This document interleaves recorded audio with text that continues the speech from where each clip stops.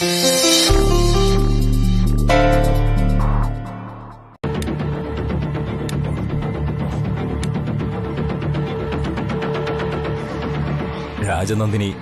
ഗായത്രി ദേവി അമ്മയുടെ മകളാണ്.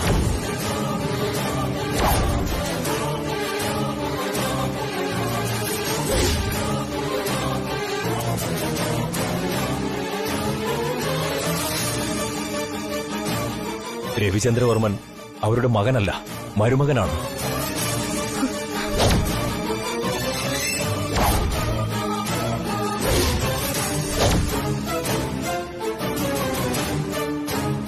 അദ്ദേഹം ആ കുടുംബത്തിൽ മരുമകനായി വന്ന് ഇപ്പോൾ മകനായി കഴിയുന്നു. അതാണ് സത്യം.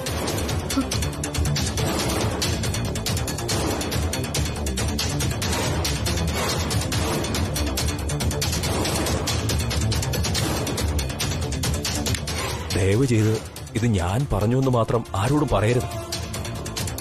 അതുപോലെ ഇത് താനറിഞ്ഞ കാര്യവും പുറത്താരും അറിയരുത്. കാരണം ഇതൊക്കെ പണ്ടേ കഴിഞ്ഞുപോയ കഥകളാണ്. ഇനിയും കുത്തിപ്പൊക്കിയാൽ കൂടുതൽ പ്രശ്നങ്ങൾ ഉണ്ടാവുകയുള്ളൂ.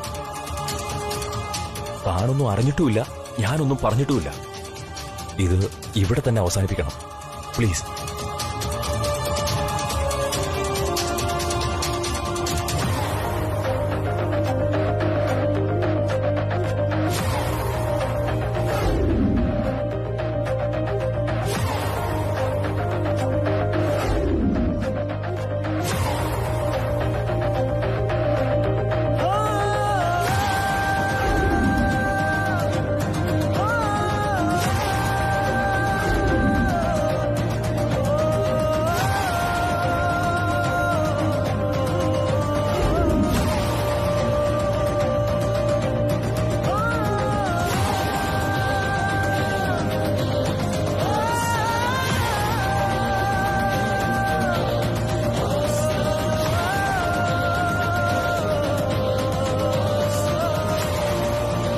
കേട്ടതൊക്കെ പ്രതീക്ഷിക്കാത്ത കാര്യം തന്നെയാണ്. പക്ഷെ ആ സാർ അങ്ങനെയൊക്കെ പറഞ്ഞെന്ന് വെച്ച് രവിവർമ്മൻ സാറിൽ നിന്ന് അകന്നു കഴിയാനാണോ നീ തീരുമാനിച്ചിരിക്കുന്നത്? സോറി, എനിക്കെന്തോ ഇതൊന്നും ശരിയാണെന്ന് തോന്നുന്നില്ല ശ്രീ. നീ ഓവർ റിയാക്ട് ചെയ്യാണെന്നേ ഞാൻ പറയൂ. സമ്മതിക്കുന്നു, ഞാനും ഇത് ശരിയാണെന്ന് പറയുന്നില്ല കൃഷ്ണ. പക്ഷെ ഭാവിയിൽ എല്ലാം ശരിയാകണമെങ്കിൽ ഇപ്പൊ ഞാൻ ഇങ്ങനൊരു തീരുമാനം എടുത്തേ പറ്റൂ. കാരണം രാമമൂർത്തി സാറിനും ഇതിനെക്കുറിച്ച് കൂടുതലൊന്നും അറിയില്ല. ഇപ്പൊ സാറിന് അറിയാവുന്ന കുറച്ചു കാര്യങ്ങളെ സാറ് പറഞ്ഞുള്ളൂ. അത് തന്നെ വളരെ ഭയത്തോടെയാ പറഞ്ഞത്. അതെന്തിനാണെന്ന് അറിയില്ല എനിക്കിപ്പോഴും.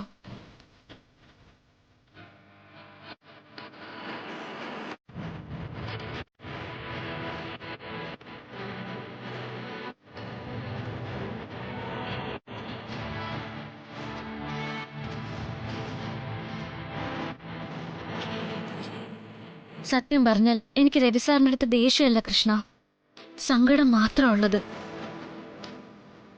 അദ്ദേഹത്തിന്റെ കണ്ണിൽ യഥാർത്ഥ പ്രണയം എന്താണെന്ന് ഞാൻ കണ്ടിട്ടുണ്ട്. എന്നോടുള്ള കെയറിങ്ങിനെയും ഞാൻ അനുഭവിച്ചിട്ടുണ്ട്. പക്ഷെ ഈ വലിയ സത്യം എന്തിനാണ് സാർ ഒളിപ്പിച്ചു വെക്കുന്നതെന്ന് എനിക്കറിഞ്ഞേ പറ്റൂ. അല്ലെങ്കിൽ ഇക്കാര്യം ഒളിപ്പിച്ചു വെക്കാൻ വേണ്ടി വീണ്ടും വീണ്ടും കള്ളങ്ങൾ പറഞ്ഞുകൊണ്ടിരിക്കേണ്ടി വരും. രവി സാറ് ആ ഒരു അവസ്ഥയിലേക്ക് പോകുന്നത് എനിക്ക് സഹിക്കാൻ പറ്റില്ല കൃഷ്ണ. നീ ചോദിച്ചില്ലേ ഞാൻ രവി സാറിൽ നിന്നും അകന്നു നിൽക്കുകയാണോന്ന്? അത് സത്യമാണ്. പക്ഷെ അകന്നു നിന്നുകൊണ്ട് തന്നെ അദ്ദേഹത്തോടൊപ്പം എന്നും ഞാനുണ്ടാവും. ഞാൻ എവിടെ പോയി ജീവിച്ചാലും എന്നെ നോക്കൂ എന്ന് സാറ് പറഞ്ഞിട്ടുള്ളത്. ഞാനും അതുപോലെ തന്നെ തിരിച്ചും ചെയ്യും. നിനക്ക് വിശ്വസിക്കാം. That's good. എനിക്കത് കേട്ടാ മതി. നിനക്കൊരിക്കലും രവിസാറിനെ മറക്കാൻ കഴിയില്ലെന്ന് എനിക്കറിയാം. അതുകൊണ്ട് ഇനിയിപ്പോ നിനക്ക് എന്ത് ശരിയെന്ന് തോന്നുന്നുവോ അത് തന്നെ നീ ചെയ്യ. ഒപ്പം ഞാനും ഉണ്ടാവുന്ന വാക്ക് തരുന്നു. Thanks Krishna, thank you very much. വാസ്തവത്തിൽ നിനക്ക് മാത്രമല്ല താങ്ക്സ് പറയേണ്ടത്. ആ ഒറിജിനൽ ഡോക്യുമെന്റ് കണ്ടെത്താൻ സച്ചിയും എന്നെ സഹായിച്ചു. സച്ചിയോട് മനസ്സിൽ നന്ദി. പക്ഷേ വിവാഹം മുടങ്ങിയതിന്റെ പേരിൽ മാത്രം താൻ തളർന്നു പോകരുത്. ജീവിതത്തിൽ ചിലപ്പോൾ ഇതുപോലത്തെ ദുരന്തങ്ങളൊക്കെ ഉണ്ടാകും.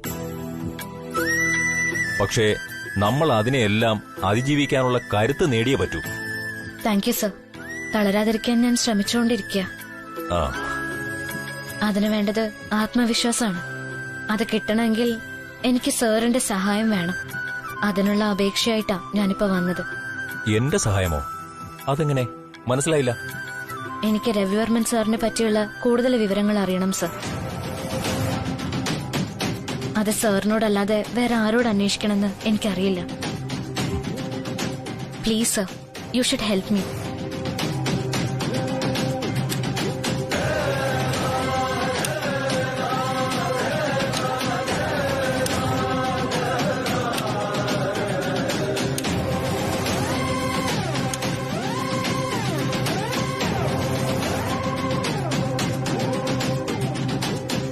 രവിവർമ്മൻ സാറ് തന്റെ സ്വന്തം വ്യക്തിത്വത്തെ മറച്ചുവെച്ച് ജീവിക്കുന്നതിന്റെ ആവശ്യം എന്താണ്?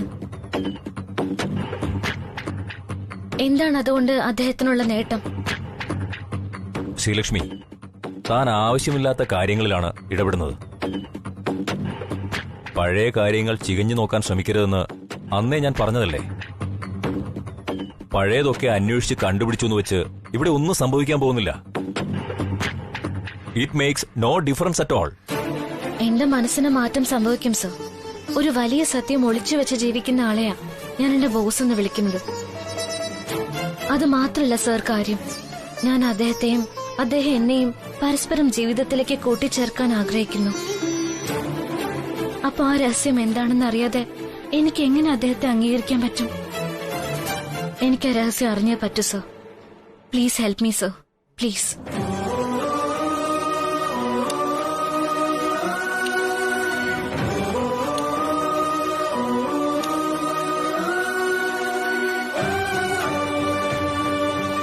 രവിവർമ്മൻ സാറിന്റെ ആദ്യത്തെ പേര് സഞ്ജയ് എന്നായിരുന്നു. സഞ്ജയ് എവിടുന്ന് വന്നു, എങ്ങനെ നമ്മുടെ ഫാക്ടറിയിൽ ജോയിൻ ചെയ്തു എന്നൊന്നും കൃത്യമായി എനിക്കറിയില്ല. പക്ഷേ വളരെ സത്യസന്ധതയുള്ള ഒരു തൊഴിലാളിയായിരുന്നു അദ്ദേഹം. സത്യസന്ധൻ മാത്രമല്ല, ജോലിയിലും മിടുമിടുക്കനായിരുന്നു ആള്. ഗൗരിദാസ് എന്ന GD അപ്പോ നമ്മുടെ കമ്പനിയുടെ ഒരു പാർട്ണറായിരുന്നു. അയാൾ ഫാക്ടറി തൊഴിലാളികളുടെ ക്ഷേമപ്രവർത്തനങ്ങൾക്ക് ഉപയോഗിക്കേണ്ട ഫണ്ടിനെ ദുർവിനിയോഗം ചെയ്തു. വർഷങ്ങളായുള്ള GDയുടെ കള്ളത്തരങ്ങൾ കണ്ടുപിടിച്ചത് നമ്മുടെ ഈ സഞ്ജയ് സാറാണ്. അങ്ങനെ സഞ്ജയ് എന്ന ചെറുപ്പക്കാരൻ രാജനന്ദിനി കുഞ്ഞിന് പ്രിയപ്പെട്ടവനായി മാറി.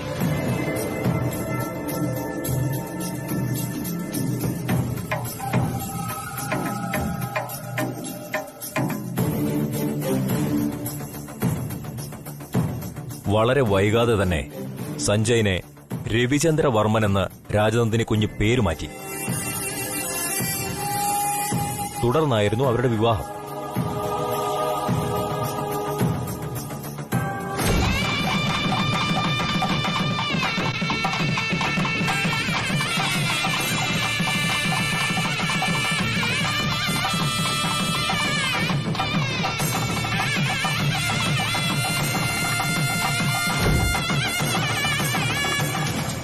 പിന്നീട് സഞ്ജയ് എന്ന രവിചന്ദ്രവർമ്മൻ കമ്പനിയുടെ ബോർഡ് മെമ്പറും MDയും ഒക്കെയായി. അതിനുശേഷമാണ് രാജനന്ദിനി കുഞ്ഞ് മരണമടഞ്ഞത്. അതിനെക്കുറിച്ച് പലർക്കും പല അഭിപ്രായങ്ങളുണ്ട്. സത്യമെന്താണെന്നും കള്ളമെന്താണെന്നും എനിക്കറിയില്ല. ഏതായാലും എനിക്കറിയാവുന്ന കാര്യങ്ങൾ ഇത്രമാത്രമാണ്. തനിക്കിത് ഉപകാരപ്പെടുമെങ്കിൽ സന്തോഷം മാത്രം.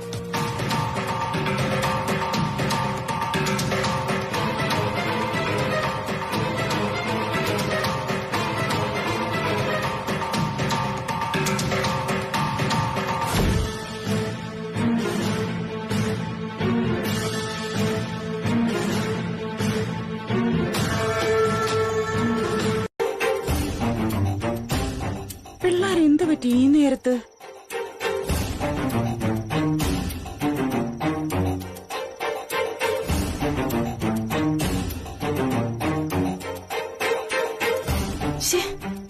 ഇതിപ്പോ ബ്ലോക്ക് ചെയ്യാനോ റിമൂവ് ചെയ്യാനോ എന്താ ചെയ്യേണ്ടെന്ന് അറിയില്ലല്ലോ. ഞാൻ എന്റെ ഒരു ഫ്രണ്ടിനെ വിളിച്ചു നോക്കട്ടെ.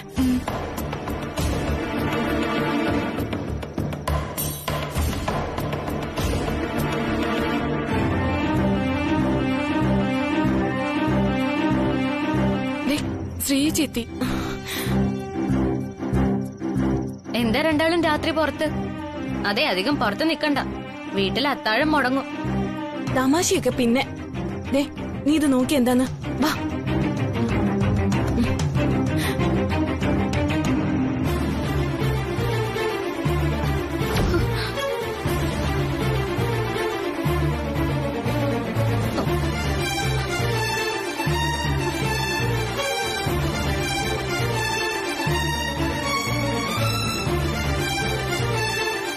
ഈശ്വര, ഇത് പ്രശ്നമാണല്ലോ.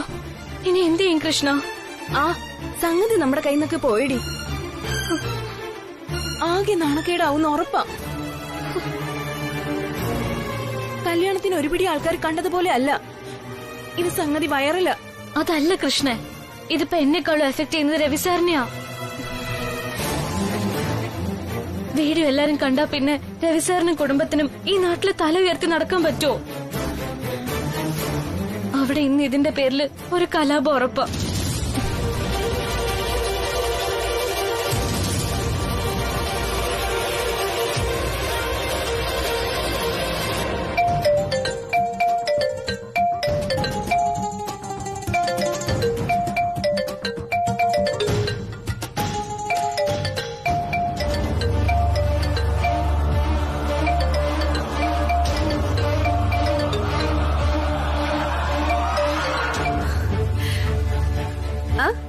മേബിൾ, എന്തൊക്കെയുണ്ട് വിശേഷം? നിന്റെ അങ്ങേര് സൗത്ത് ആഫ്രിക്കയിൽ നിന്ന് മടങ്ങി വന്നോ? ചാനലിലോ? ഏത് യൂട്യൂബ് ചാനല്? അയ്യോ, കണ്ടില്ലല്ലോ. ഒരു മിനിറ്റ്, ഞാനൊന്ന് നോക്കട്ടെ.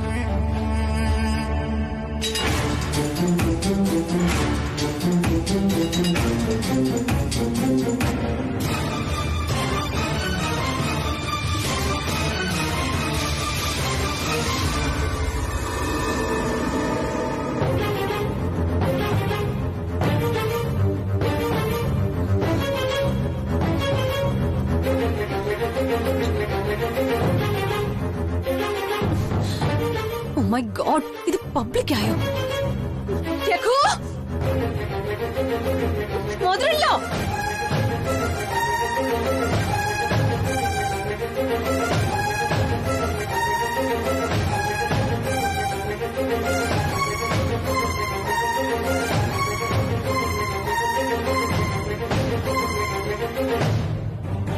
എന്താ മോളെ, എന്തു പറ്റി? എന്താ രേഖ, വാട്ട് ഹാപ്പൻ? ഇനി ഇതിൽ കൂടുതൽ എന്ത് പറ്റാനാ? ദേ നോക്ക്, പുന്നാരമോന്റെ ലീലാവിലാസങ്ങള് നാട്ടുകാരുടെ മുമ്പിൽ സിനിമ പോലെ വന്നിട്ടുണ്ട്.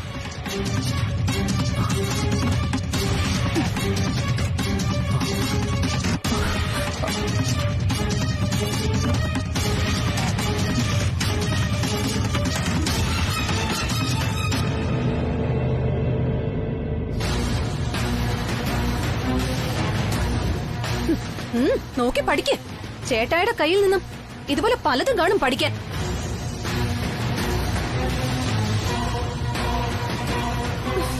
എന്റെ ഭഗവാനെ, അന്നാ കല്യാണ മണ്ഡപത്തിൽ വെച്ച് 100-200 പേരെ ഇത് കണ്ടിട്ടുണ്ടായിരുന്നുള്ളൂ. ഇതിപ്പോ കോടിക്കണക്കിന് ആൾക്കാരാ കാണാൻ പോകുന്നത്.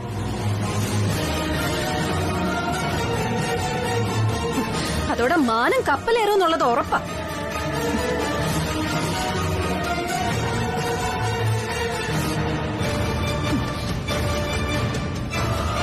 എവിടെയെങ്കിലും കിടക്കുന്നവരെ വീട്ടിൽ വിളിച്ചു കയറ്റി താമസിപ്പിക്കുമ്പോ ചിന്തിക്കണമായിരുന്നു. വർമ്മൻ കുടുംബത്തിനെ മുഴുവനുമാ നിങ്ങളുടെ ഈ പുന്നാരമോൻ നാണം കെടുത്തി വെച്ചിരിക്കുന്നത്. അമ്മ, ഐ നോ. പക്ഷെ ഞാൻ അതിലിപ്പോ എന്ത് ചെയ്യണമെന്ന് അമ്മ പറയുന്നേ? ഈ വീട്ടിലെ സെറ്റപ്പ് അങ്ങനെയായിപ്പോയി. ശരി, ഞാൻ പറയാം. നടക്കുമെന്ന് എനിക്ക് അറിഞ്ഞൂടാ. ട്രൈ ചെയ്യാം. അത്ര എനിക്കിപ്പോ പറയാൻ പറ്റൂ. ശരി, ഓ ഞാൻ വിളിക്കാം.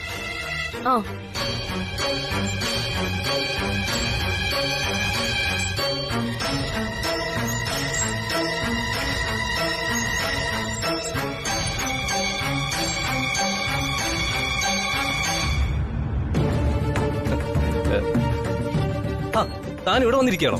അതെ, എനിക്ക് ഹോട്ടൽ ഒബ്രോണിൽ ഒരു അപ്പോയിന്റ്മെന്റ് ഉണ്ട്. രത്തൻ തെയ്യം ഫ്രം ബീഹാർ. ഒരു മൾട്ടി ക്രോർ പ്രോജക്റ്റാ. ഞാൻ പോയിട്ട് വരാം. രഘു നിന്നെ പറയട്ടെ.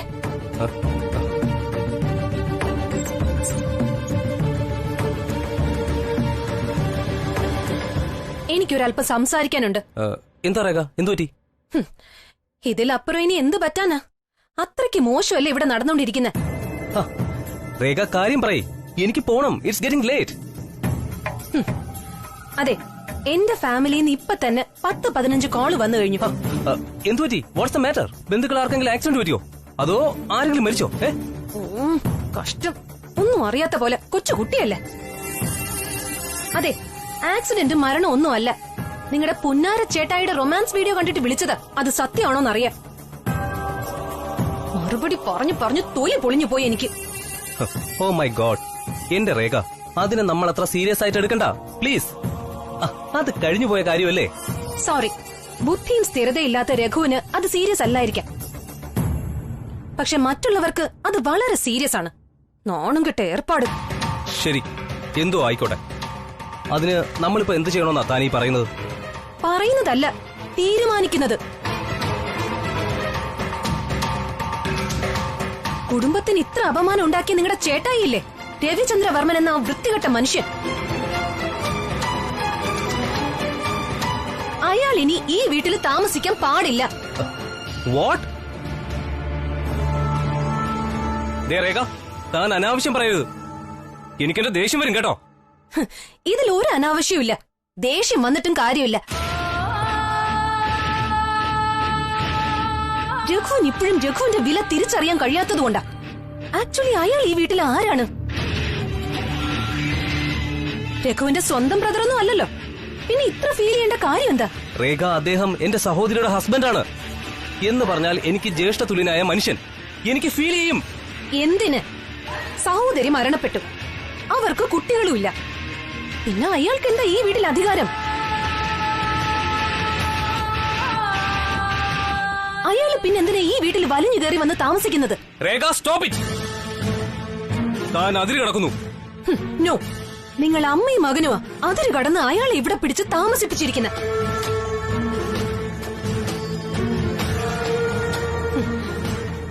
ആ ശ്രീലക്ഷ്മി പറഞ്ഞതാണ് സത്യം. സ്വന്തം വ്യക്തിത്വം ഒളിപ്പിച്ചു വെച്ച് ജീവിക്കുന്ന ഒരാളെ എങ്ങനെ കണ്ണു അടച്ച് വിശ്വസിക്കും നമ്മള്? എനിക്കിപ്പോ അയാളെ കാണുന്ന തന്നെ പേടിയാ. ലോകത്തെവിടെയെങ്കിലും മരുമകനായ ഒരാള് മകൻ എന്ന വ്യാജ പേരിൽ ഇങ്ങനെ ജീവിക്കോ? He's A cheat. പറ്റില്ല. എനിക്ക് പറയാനുള്ളത് മുഴുവൻ പറഞ്ഞിട്ടേ ഞാൻ നിർത്തുള്ളൂ. അല്ലെങ്കിൽ ഒരു കാര്യം ചെയ്യാം, ഞാൻ എന്റെ വീട്ടിൽ പൊയ്ക്കോളാം. എന്തൊക്കെയോ നിഗൂഢതകളുള്ള ഒരാൾ താമസിക്കുന്ന ഈ വീട്ടിൽ ജീവിക്കാൻ എനിക്ക് ഭയമുണ്ട്. നാളെ എനിക്ക് വേണമെങ്കിൽ എന്തെങ്കിലും സംഭവിക്കാം. രേഖ, നിർത്താനാ പറഞ്ഞത്. നിർത്താം. പക്ഷെ ഞാൻ പറയുന്ന കാര്യം രഘുവിന് അനുസരിക്കേണ്ടി വരും, സ്മൂത്ത് ആയിട്ട്. എന്ന് പറഞ്ഞാ ഞാൻ എന്ത് ചെയ്യണമെന്നാ താൻ പറയുന്നത്?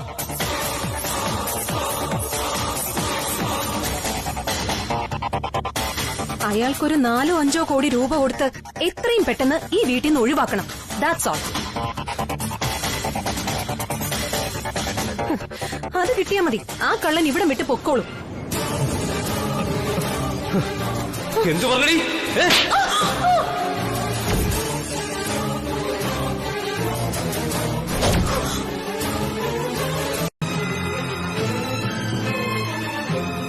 അത് കേട്ടപ്പോ രഘുകുഞ്ഞിന് സഹിക്കാനായില്ല. ഭ്രാന്ത് പിടിച്ച അവസ്ഥയിലായി. അങ്ങനെയാ അസുഖം വന്നത്. അനുജക്കുട്ടി അങ്ങനെ പറഞ്ഞോ? പറഞ്ഞു.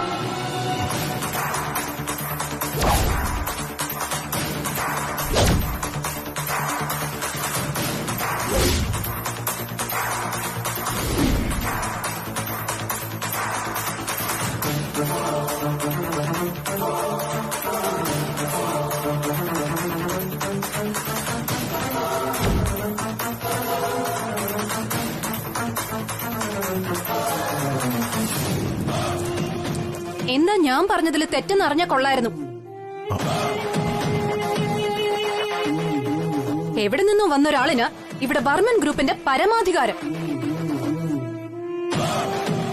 വർമ്മൻ ഗ്രൂപ്പിന്റെ യഥാർത്ഥ അവകാശിക്ക് ഈ വീട്ടിലൊരു പുല്ലിന്റെ വില പോലും ഇല്ലാതാനും. വല്ലപ്പോഴും നിങ്ങളിൽ ഒരാൾക്ക് പനിയോ ജലദോഷമോ വരുമ്പോ ഒരു കോട്ട് വെടിപ്പിച്ച് നിങ്ങളുടെ ചേംബറിൽ രഘുവിന് കുറച്ച് സമയം കൊണ്ട് ഇരുത്തും.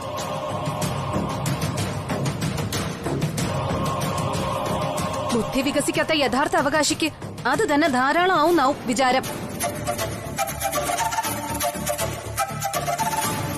ഏതായാലും ഇപ്പൊ ഇതെല്ലാം അറിഞ്ഞ സ്ഥിതിക്ക് രഘു ഇത് ജന്മത്ത് ചോദിക്കില്ല എന്നുള്ള ഉറപ്പുള്ളതുകൊണ്ടും കോടികൾ ആസ്തിയുള്ള ഈ കമ്പനിയുടെ ഉടമസ്ഥാവകാശത്തെ പറ്റി എനിക്ക് ചോദിച്ചേ മതിയാകൂ. നിർത്തടി നിന്റെ അധിക പ്രസംഗം. ഇന്ന് കാണുന്ന ഈ വർമ്മൻ ഗ്രൂപ്പിനെ വളർത്തി വലുതാക്കിയത് നീയോ നിന്റെ വീട്ടുകാരോ നിന്റെ ഭർത്താവോ അല്ല. ദേ ഇവനാണ്, ഇവൻ ഒറ്റ ഒരാള്. അതിൽ ഇത്ര മേന്മ പറയാനൊന്നുമില്ല. വേരുള്ള ഒരു ചെടിയെ വളർത്തിയെടുക്കാൻ വളരെ ഈസിയാ. ഇടയ്ക്കൊരൽപ്പം വെള്ളവും വളവും കൊടുത്താൽ മതി, അത് താനെ അങ്ങ് വളർന്നോളും. വർമ്മൻ കമ്പനിയെ ഇദ്ദേഹം ആകാശത്തുനിന്ന് പൊട്ടിമുളപ്പിച്ചൊന്നും അല്ലല്ലോ. അത് രഘുവിന്റെ അച്ഛന്റെ അല്ലേ. എവിടെ നിന്നോ വന്ന ഇദ്ദേഹം കുറെ വർഷം നോക്കി നടത്തി. അതിനുള്ള ശമ്പളം കൊടുത്തങ്ങ് ഒഴിവാക്കണം, അത്രേ ഉള്ളൂ.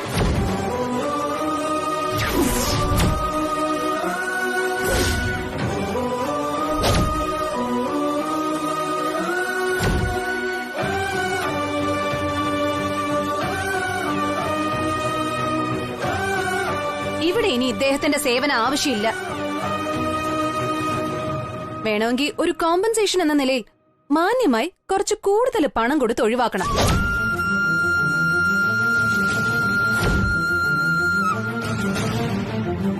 അത്രേ ഞാൻ പറഞ്ഞിട്ടുള്ളൂ.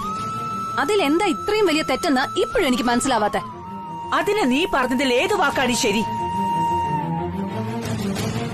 മുഴുവനും തെറ്റാണ്, തോന്നിവാസം. ഓ അത് ശരി. അപ്പൊ എവിടെന്നോ വലിഞ്ഞു കയറി വന്ന ഒരാളെ പറ്റി പറയുമ്പോ മധുരയിലേക്ക് നോവുന്നു. സ്വന്തം രക്തത്തിൽപ്പെട്ട രഘുവിനെയാണ് ഞാൻ എന്തെങ്കിലും പറഞ്ഞതെങ്കിൽ കാമാന്നൊരു അക്ഷരം മിണ്ടുകയില്ല. പെറ്റ മകനേക്കാൾ വലുതാണോ അമ്മയ്ക്ക് വളർത്തിയ മകൻ? രേഖ വിളിക്ക്, അലറി വിളിക്ക്. നാട്ടുകാര് കാര്യം അന്വേഷിച്ചു വരട്ടെ. അവരോട് ഞാൻ പറഞ്ഞോളാം സത്യം എന്താണെന്ന്. നിർത്തണേ നിന്റെ അധിക പ്രസംഗം. അമ്മേ,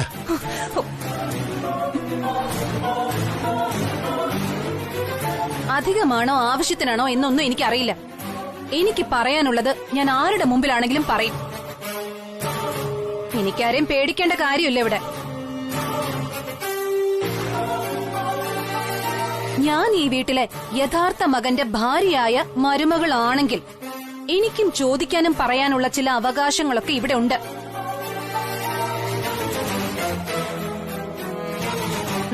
അതേത് കോടതിയിലും തെളിയിക്കാനും എനിക്ക് കഴിയും. അത് പുന്നാര അമ്മയും പുന്നാര ദത്തുപുത്രനും അറിഞ്ഞാൽ നന്നായിരിക്കും. ഇനി പറഞ്ഞില്ലെന്ന് വേണ്ട.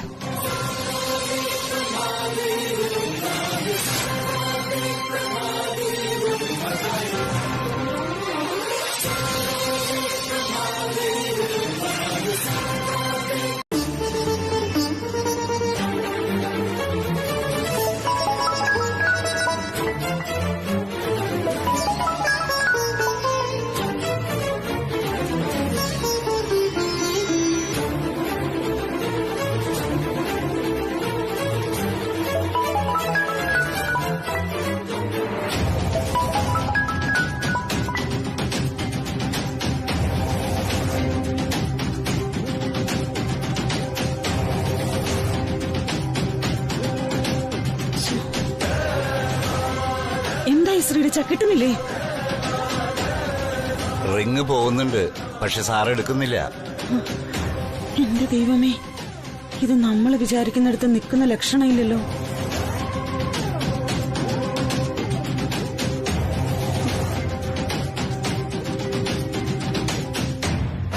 എന്റെ കരുക്കൊത്തിയമ്മേ, മോളെ ഒരു ആപത്തിലും കൊണ്ടുവന്ന് ചാടിക്കാതെ നേരെ ഇങ്ങോട്ട് എത്തിക്കണേ.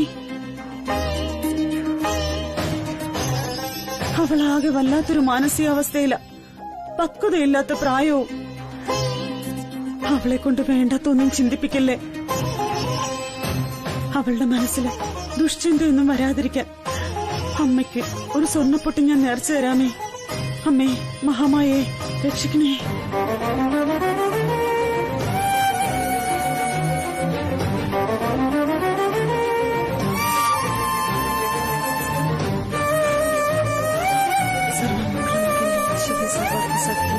ശരണ്യ ത്രയംബകേ ഗൗരി നാരായണ നമസ്തുതേ.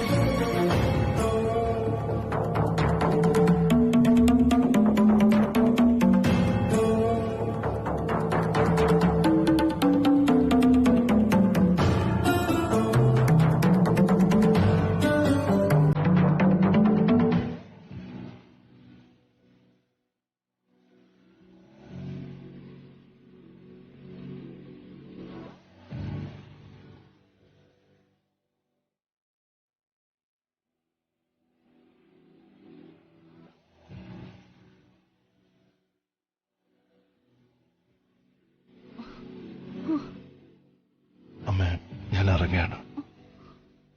ഇറങ്ങിയോ? എവിടേക്ക്? അറിയില്ല, പുറത്തിറങ്ങിയിട്ട് തീരുമാനിക്കണം. രവി, നീ എന്തായി പറയുന്നേ? നിനക്ക് എന്തു പറ്റി?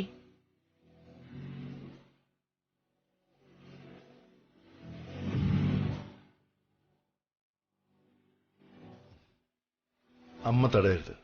ഇനിയും ഞാൻ ഇവിടെ തുടരുന്നത് ശരിയല്ല. എനിക്ക് പോണം, അതും വെറും കൈയോടെ തന്നെ. ഒരു നിമിഷം പോലും ഞാൻ ഇവിടെ തുടരാൻ പാടില്ല. നീ തീരുമാനിച്ചോ? തീരുമാനിച്ചു. എങ്കിൽ നീ മാത്രമല്ല ഈ വീട് ഉപേക്ഷിച്ചു പോകുന്നത്, ഒപ്പം ഈ അമ്മയും ഉണ്ടാകും, വെറും കൈയോടെ തന്നെ. ഏയ്, അതിന്റെ ഒരു ആവശ്യം ഇവിടെ ഇല്ല. ഇത് അമ്മയുടെ വീടാണ്. അമ്മയാണ് ഈ വീടിന്റെ ഗൃഹനാഥ. പക്ഷേ ഞാനിവിടെ ആരുമല്ല. എവിടെ നിന്നോ വന്നു, ഇപ്പൊ ഒന്നുമില്ലാതെ എവിടുന്ന് വന്നോ അങ്ങോട്ടേക്ക് പോകുന്നു. വീടിന് ഗൃഹനാഥ മാത്രം പോരാ, ബന്ധുജനങ്ങളും വേണം. നീയില്ലാത്ത ഈ വീട് എനിക്ക് ശൂന്യമാണ്. തെറ്റ്. അമ്മ അങ്ങനൊന്നും പറയാൻ പാടില്ല. അമ്മയ്ക്കിവിടെ രഘുവുണ്ട്, അനിയത്തിക്കുട്ടിയുണ്ട്, ബാലമ്മയുണ്ട്, പരിചരിക്കാൻ വേറെയുണ്ട് ആൾക്കാരിവിടെ. ഈ വലിയ വീടും അവരെയൊക്കെ ഉപേക്ഷിച്ച് എന്നോടൊപ്പം വരാൻ അമ്മയ്ക്ക് കഴിയില്ല. മാത്രമല്ല, ഞാൻ എങ്ങോട്ടാ പോകുന്നതെന്ന് എനിക്ക് തന്നെ ഇപ്പോഴും അറിയില്ലമ്മേ. ലക്ഷ്യമില്ലാത്തവരുടെ കൂട്ട് അപകടമേ വരുത്തൂ. എന്ത് അപകടം? നീ ഇവിടെ ഇല്ലെങ്കിൽ ഞാനിവിടെ താമസിച്ചിട്ട് അർത്ഥമില്ല രവി. നിന്നെ ഞാൻ പ്രസവിച്ചിട്ടില്ലെന്നേ ഉള്ളൂ. എനിക്കും എന്റെ മകൾക്കും നീയായിരുന്നു സർവസ്വവും.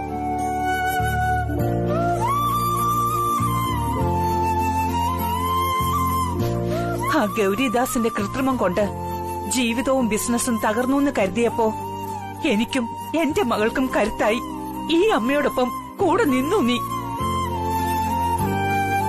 ആ തകർച്ചയിൽ നിന്ന് ഓരോന്നായി കെട്ടിപ്പടുത്തിട്ട് എല്ലാം ഇട്ടെറിഞ്ഞു പോകുന്നു പറഞ്ഞ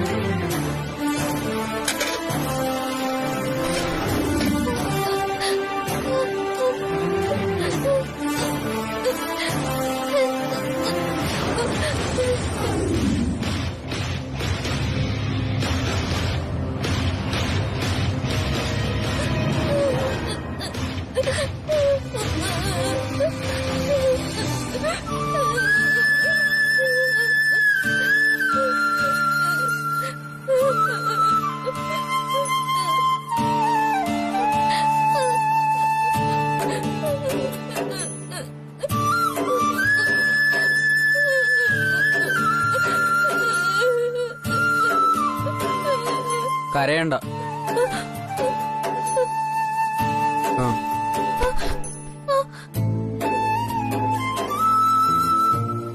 നിന്റെ പേരെന്താ? സഞ്ജയ്. നീ സ്കൂളിൽ നിന്ന് ചാടിയതാണല്ലേ? നീ എങ്ങോട്ടാ പോന്നേ? അമ്മയെ കാണാൻ. നിന്റെ വീട് എവിടെയാ? അറിയില്ല, ഞാൻ ബോർഡിങ്ങിലായിരുന്നു. വീടറിയാതാണോ നിന്റെ അമ്മയെ അന്വേഷിച്ച് പോന്നേ?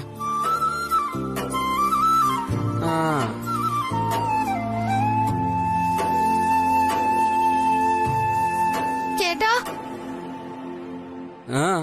ഇവിടെ എവിടെയെങ്കിലും കുറച്ച് വെള്ളം കുടിക്കാൻ കിട്ടുമോ?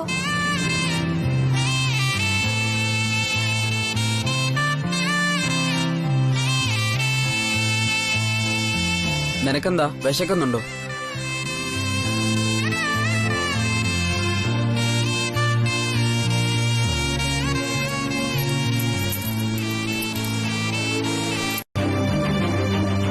ഈ കൊച്ചിത് എവിടെ പോയി കിടക്കാണെന്നാ ഞാൻ ആലോചിക്കുന്നത്.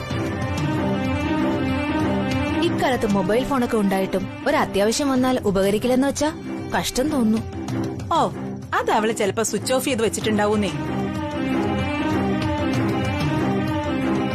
എന്റെ ബലമായ സംശയം അവൾ ആ രവിവർമ്മൻ സാറിനോടൊപ്പം ഒളിച്ചോടി പോയി കാണൂന്ന്. ഒളിച്ചോടാനോ? അതിൽ ശ്രീലക്ഷ്മി അയാളെ വേണ്ടെന്ന് പറഞ്ഞിരിക്കല്ലേ? എന്തോന്നാ പെങ്ങൾ ഈ പറയുന്നത്? ശ്രീലക്ഷ്മി രവിവർമ്മനെ വേണ്ടെന്ന് പറഞ്ഞെന്നോ? അങ്ങനെ വരാൻ വഴിയില്ലല്ലോ. നിങ്ങൾ കേട്ടത് തെറ്റിപ്പോയതായിരിക്കും. ഏയ് അല്ല അങ്കിൾ, ഇന്നാൾ അവരിവിടെ പെണ്ണ് ചോദിച്ചു വന്നിരുന്നതാ. അപ്പോ ഈ ശ്രീലക്ഷ്മിയാ അവരുടെ മുഖത്ത് നോക്കി പറഞ്ഞത് രവിവർമ്മൻ സാറിനെ കല്യാണം കഴിക്കാൻ ബുദ്ധിമുട്ടാണെന്ന്. യമുന പ്ലീസ് ഒന്ന് മിണ്ടാതിരിക്കോ? അവിടെ സുദർശനങ്ങളും സരോജ എന്റെയും വിഷമിച്ചിരിക്കുമ്പോഴാ സ്ത്രീയെ പറ്റി നിങ്ങളുടെ ഒരു പരദൂഷണം പറച്ചില്.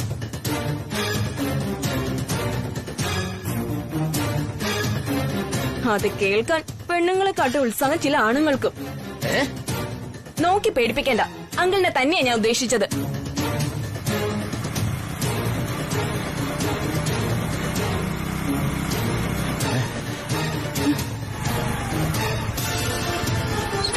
പോയിട്ട് എന്തായി രമേശ് ചേട്ടാ, വല്ല വിവരം കിട്ടിയോ?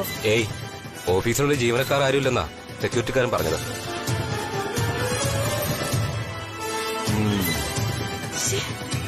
പിന്നെ ഇതവൾ എവിടെ പോയി? അങ്കിൾ, ശ്രീലക്ഷ്മി പോകാൻ സാധ്യതയുള്ള വേറെ ഏതെങ്കിലും സ്ഥലമുണ്ടോ? മോളങ്ങനെ ഒറ്റയ്ക്കെങ്ങും പോകാറില്ല. വീട് വിട്ട ഓഫീസ്, ഓഫീസ് വിട്ട വീട്, അത്ര തന്നെ. ഏതായാലും ആൾക്കാര് തിരക്കി ഇറങ്ങിയല്ലോ. എടി പപ്പി, ഇനി വല്ല റെയിൽവേ ട്രാക്കിലും കൂടി ഒന്ന് നോക്കാൻ പറയും. സരോജം സരോജം സരോജം വാതിലോർക്ക് സരോജം വാതിലോർക്കാൻ. ഇനി സത്യം പറയടി, നീ എവിടെയായിരുന്നു ഇത്ര നേരം? നീ എന്താ ഫോൺ എടുക്കാത്തത്? എന്താ നിന്റെ ഉദ്ദേശം? ഞാൻ തെറ്റൊന്നും ചെയ്തിട്ടില്ല. അത് നീയല്ല തീരുമാനിക്കേണ്ടത്, ഞങ്ങളാ. മതി, നീ എന്താ മോളെ ചെയ്യുന്നത്? സത്യം പറ, നീ എവിടെയായിരുന്നു? എന്താ നീ വീട്ടിൽ പറയാതിരുന്നത്? പറയടി, പറയാൻ അങ്ങോട്ടോ. എടി പറയേ. അടിക്കരുത് അവളെ. സരോജം സരോജം അടിക്കരുത് അവളെ.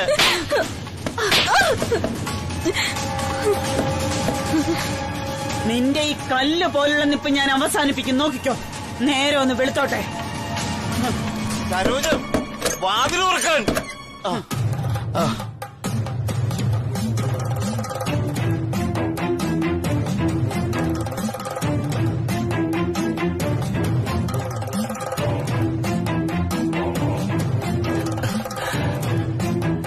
സരോജം, നീ എന്തിനാ മോളെ അടിച്ചത്? നിനക്കെന്താ ഭ്രാന്ത് പിടിച്ചോ? ഇങ്ങനെയാണെങ്കിൽ ഭ്രാന്തല്ല, അതിനപ്പുറം പിടിക്കുന്നുള്ള കാര്യം ഉറപ്പാ. അല്ലെങ്കിൽ തന്നെ എന്ത് കണ്ടിട്ടാ നിങ്ങളെ മോളെ സപ്പോർട്ട് ചെയ്യുന്നത്? വൈകുമെങ്കിൽ ഫോൺ വിളിച്ച് പറയണായിരുന്നു അവള്. അതാ ബോധമുള്ള പെൺകുട്ടികൾ ചെയ്യുന്നത്. മോള് തോന്നിയാസം കാണിക്കുന്നതും പോരാ, അതിന് സപ്പോർട്ട് ചെയ്യാൻ ഒരു അച്ഛനും. ഈശ്വരാ, ഇനി കോളനിക്കാരി എന്തെല്ലാം പുതിയ കഥകൾ ഉണ്ടാക്കി പറയുമെന്ന് ദൈവത്തിനറിയാം. എനിക്കിനി ചത്താ മതി. കൊടുത്തിരിക്കും.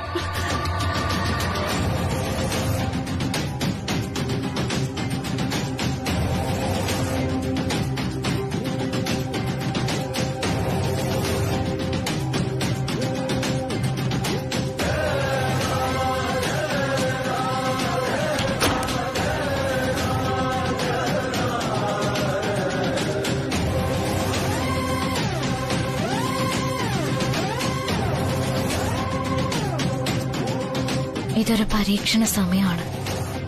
തീരുമാനങ്ങൾ എടുക്കേണ്ട സമയം. അച്ഛനമ്മയെ അറിഞ്ഞാൽ തടസ്സങ്ങളെ ഉണ്ടാവും. അതൊഴിവാക്കിയാൽ എനിക്ക് എന്റെ തീരുമാനങ്ങളെ നടപ്പാക്കാനാവും.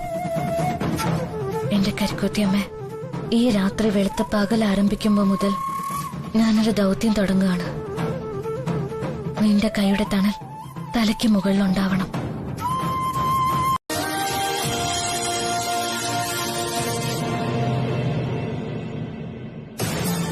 എന്താ കുട്ടിയുടെ ഉദ്ദേശം? വലിയ സെന്റിമെന്റൽ കഥയാണല്ലോ ദൈവസഹായം എന്ന് പറയുന്നത്. കഥയല്ല മദർ, യാഥാർത്ഥ്യമാണ്. ഈ വിഷയത്തില് മദർ അല്പം ദയ കാണിക്കണം. റിക്വസ്റ്റ് ആണ്. ഈ ഫോട്ടോയിൽ കാണുന്ന കുട്ടി വളർന്നു വലുതായി വലിയൊരു ഇൻഡസ്ട്രിയലിസ്റ്റ് ആയിരിക്കുകയാണ്.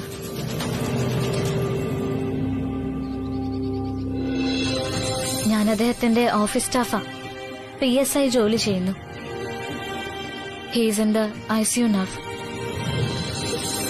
ഏത് നിമിഷവും എന്ത് വേണോ സംഭവിക്കാവുന്നതാണ് അവസ്ഥ. അപ്പൊ അദ്ദേഹത്തിന്റെ ലാസ്റ്റ് വിഷയമായിട്ട് പറഞ്ഞതാ സ്വന്തം പാരന്റ്സിനെ കാണണമെന്ന്. ആകെ കയ്യിലുള്ളത് ഈ ഒരു ഗ്രൂപ്പ് ഫോട്ടോയിൽ. അത് വെച്ചൊന്ന് ട്രൈ ചെയ്യാൻ വേണ്ടിയിട്ടാ ഞാൻ ഇത്രയും ദൂരം കഷ്ടപ്പെട്ട് വന്നത്. ഒരു ഹ്യൂമാനിറ്റേറിയൻ കൺസേണിൽ മദർ ദയവ് ചെയ്ത് ഒന്ന് സഹായിക്കണം. പ്ലീസ് മദർ, എനിക്ക് ഈ ഫോട്ടോയിൽ കാണുന്ന കുട്ടിയുടെ അഡ്രസ് ഒന്ന് എടുത്തു തന്നാൽ മാത്രം മതി. ബാക്കിയൊക്കെ ഞാൻ ട്രേസ് ഔട്ട് ചെയ്തോളാം.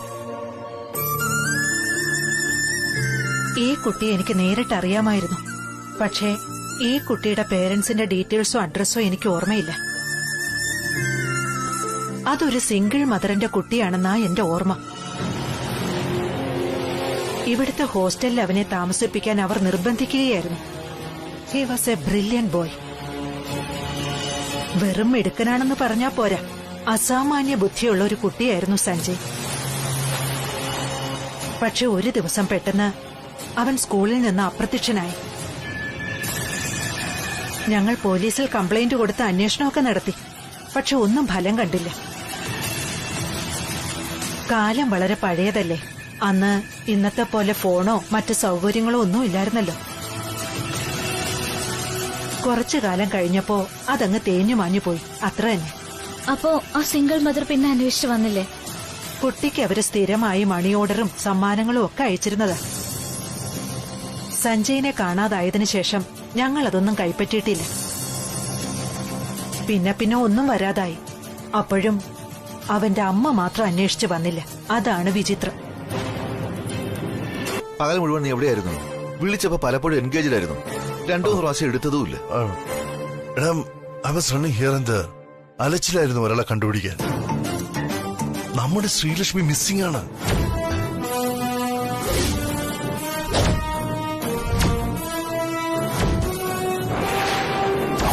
വാട്ട്? മിസ്സിംഗോ? അതെ. രാവിലെ മുതൽ വീട്ടിലില്ലായിരുന്നു, ഓഫീസിലും വന്നിട്ടില്ല. അവളെ അന്വേഷിച്ച് കണ്ടെത്താമെന്ന് അവളുടെ വീട്ടുകാർക്ക് വാക്കും കൊടുത്തിട്ടാണ് ഞാൻ വന്നിരിക്കുന്നത്. പലയിടത്തും അന്വേഷിച്ചു. അവള് സ്ഥിരമായിട്ട് പോകാറുള്ള അമ്പലത്തിലൊക്കെ ഞാൻ പോയി നോക്കി. ഒന്നും പ്രയോജനപ്പെട്ടില്ല ഇതുവരെ. നേരെ ഇത്രയും സ്ഥിതിക്ക് ഇനിയും വെയിറ്റ് ചെയ്യേണ്ട കാര്യമുള്ളതെന്ന് എനിക്ക് തോന്നുന്നത്. അന്വേഷണം ഒഫീഷ്യലായിട്ടായാലോ എന്നാ വിചാരിക്കുന്നത്. കമ്മീഷണർ ഒന്ന് വിളിച്ചു പറയണം. എന്താ നിന്റെ അഭിപ്രായം? അവളുടെ വീട്ടുകാരിപ്പോ ആകെ വിഷമിച്ചിരിക്കുകയാണ്. ആദ്യം എന്തെങ്കിലും ഒരു കള്ളം അവരോട് പറയണം. എന്നിട്ട് വേണം വലിയ പബ്ലിസിറ്റി ഇല്ലാതെ ഒരു അന്വേഷണം നടത്താൻ കമ്മീഷനോട് പറയാൻ. അല്ല,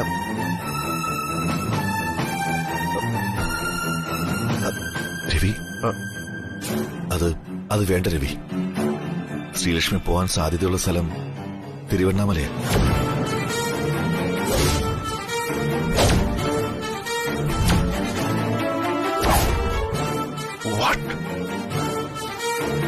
തിരുവണ്ണാമലയിലേക്കോ?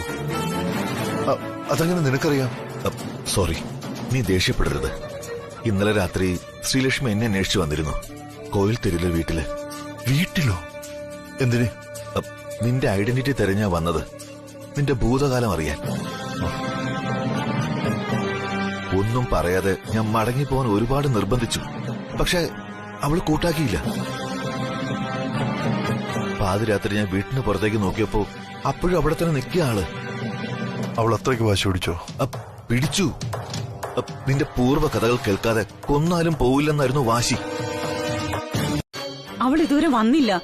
നിന്നോട് വല്ലതും പറഞ്ഞായിരുന്നോന്ന് അറിയാനാ. ഏയ്, ഒന്നും പറഞ്ഞില്ല ആന്റി. ഇന്നലെ ലേറ്റ് ആയിട്ടല്ലേ വന്നത്. ഇന്ന് രാവിലെ മുതൽ എനിക്ക് PSC കോച്ചിങ് സെന്ററിലെ ക്ലാസ് ആയിരുന്നു. അവളെ കാണാനും പറ്റിയില്ല. അപ്പൊ പിന്നെ ഈ നാശം പിടിച്ചവൾ എവിടെ പോയി കിടക്കുന്നെന്ന് അറിയില്ലല്ലോ എന്റെ ഈശ്വര. എനിക്കാണ് ടെൻഷൻ കയറിയിട്ട് നെഞ്ചൊക്കെ ഇങ്ങനെ പെരുമ്പറ പോലെ ഇടിച്ചോണ്ടിരിക്കുക. ഇടിക്കും. അങ്ങനെ ആയിരുന്നല്ലോ ഇന്നലത്തെ നിന്റെ പ്രകടനം. എന്റെ മോളെ, അവളിപ്പിങ്ങെത്തും.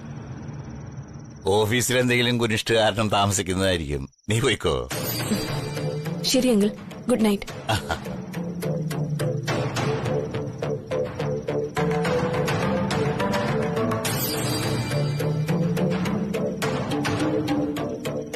നിങ്ങൾ എന്തിനാ ഇങ്ങനെ കള്ളം പറയുന്നേ? അവൾ ഓഫീസിലായിരുന്നെങ്കിൽ രവി സാർ എപ്പോഴും വിളിച്ചറിയിച്ചേനെ. എന്നിട്ടും മതി, വിളിച്ചു കൂവണ്ട. നോക്ക്, രവിവർമ്മൻ സാറ് പറഞ്ഞിട്ട് പോയത് ഓർമ്മയുണ്ടല്ലോ. ഇന്നലെ നീ അവള് വന്നില്ല എന്നും പറഞ്ഞ് വലിയ സീനായിരുന്നു. ഇന്നും അതിനാ തുടക്കമെങ്കിൽ നമ്മുടെ മോളെ നാട്ടുകാരുടെ മുമ്പിൽ മോശക്കാരിയാവണത്. അതുകൊണ്ട് സാറ് പറഞ്ഞതുപോലെ ഇതിന് വലിയ പബ്ലിസിറ്റി കൊടുക്കാതെ അകത്ത് പോയിരിക്കും. സാറോടൻ വിളിക്കും. അപ്പൊ അറിയാൻ പറ്റും മോളെവിടെയെന്ന്. എനിക്ക് അങ്ങേരെ വിശ്വാസ. ശ്രീലക്ഷ്മി ഇപ്പോ തിരുവണ്ണാമലയില് ഞാൻ പഠിച്ച സ്കൂളിൽ തിരക്കിപ്പോയി കഴിഞ്ഞു എന്നുള്ള കാര്യം ഉറപ്പാണ്. അവളെ കണ്ടുപിടിക്കാനാണ് നമ്മളിപ്പോ പോകുന്നത്. അല്ല, ഇത്രയും ദൂരം ഒരു പെൺകുട്ടി ഒറ്റയ്ക്ക്? അവള് പോകും.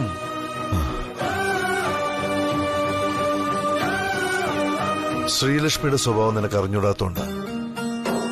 ജസ്റ്റ് ഇമാജിൻ, ഞാനും ശ്രീലക്ഷ്മിയും തമ്മിലുള്ള പ്രണയബന്ധം നിനക്ക് നന്നായിട്ട് മനസ്സിലായിട്ടുള്ളതാണല്ലോ.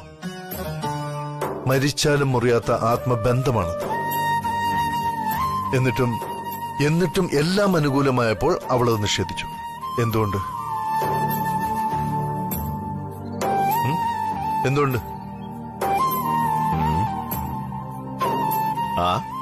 എനിക്കറിഞ്ഞൂടാ. ആ പെങ്കൊച്ചിന് വട്ടായിരിക്കും. വട്ടല്ല, തന്റെ ഇടം.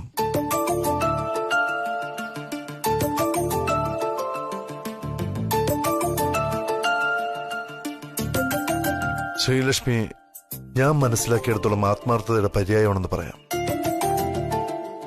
എന്റെ പ്രപ്പോസൽ അവൾ അവസാന നിമിഷം നിഷേധിച്ചെങ്കിൽ അവൾ ഈ പ്രണയത്തിൽ നിന്ന് പിന്മാറിയിട്ടല്ല എന്ന് നീ മനസ്സിലാക്കണം. അറിഞ്ഞോ അറിയാതെയോ അല്ലെങ്കിൽ ഏതോ ഒരു അദൃശ്യ ശക്തിയുടെ സഹായത്താലോ അവൾക്ക് ആ ഡോക്യുമെന്റ് കൈ കിട്ടി. അതുകൊണ്ടാണ് ഇതെല്ലാം സംഭവിക്കുന്നത്. അവൾക്ക് എന്നെ വേണം, ഏറ്റവും പ്യുവറായിട്ട്. ഈ സ്വർണം വാങ്ങുമ്പോൾ പരിശുദ്ധ സ്വർണം തന്നെ വേണമെന്ന് ചിലർ ശാഠ്യം പിടിക്കാറില്ലേ, അതുപോലെ തന്നെയാണിത്. അത് നീ വിചാരിക്കുന്ന പോലെ ഒരു തെറ്റല്ല, ആപ്റ്റിറ്റ്യൂഡാണ്. ഞാൻ ആരാണെന്ന് പൂർണ്ണമായി മനസ്സിലാക്കി എന്നെ തിരികെ സ്വീകരിക്കാനുള്ള aptitude. And I respect that. അച്ഛൻ എന്താ ഈ പറയുന്നത്? അമ്മമാര് മക്കളെ തല്ലില്ലേ ഈ രാജ്യത്ത്? അതൊന്നുമല്ല കാര്യം. പോലീസ് വന്ന് അന്വേഷിച്ചാലേ. ഞാനും അത് തന്നെ ആലോചിച്ചുകൊണ്ടിരിക്കുന്നത്. ഏതായാലും രവി സാറിനെ ഒന്നുകൂടെ വിളിച്ചു കളയാം, എന്നിട്ട് മതി സ്റ്റേഷനിൽ പോക്ക്.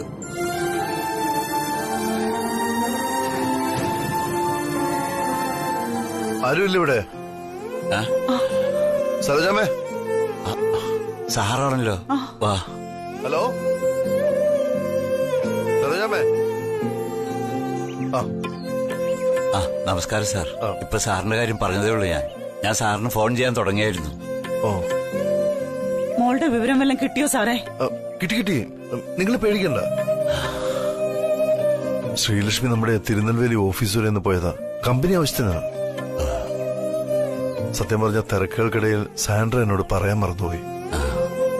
അവിടെ ചില VIP ഡീലേഴ്സിനെ മീറ്റ് ചെയ്യാണ്ടായിരുന്നു. അതിന് ശ്രീ തന്നെ പോയാലേ പറ്റുള്ളായിരുന്നു. പക്ഷേ അർജന്റായിട്ട് ശ്രീലക്ഷ്മി അയക്കുന്ന കാര്യം സാൻഡ്ര എന്റെ അടുത്ത് പറയാൻ വിട്ടുപോയി. I am sorry.